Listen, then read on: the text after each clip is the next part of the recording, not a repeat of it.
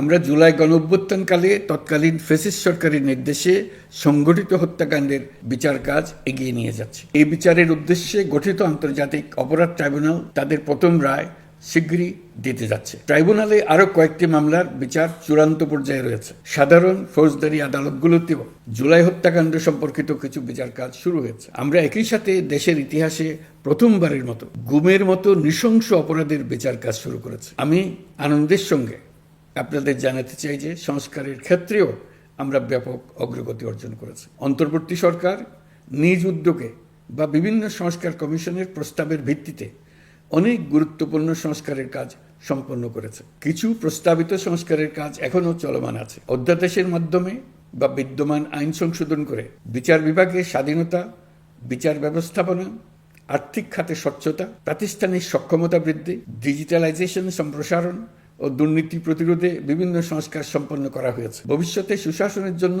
এসব সংস্কার বড় ভূমিকা রাখবে বলে আমরা মনে করি।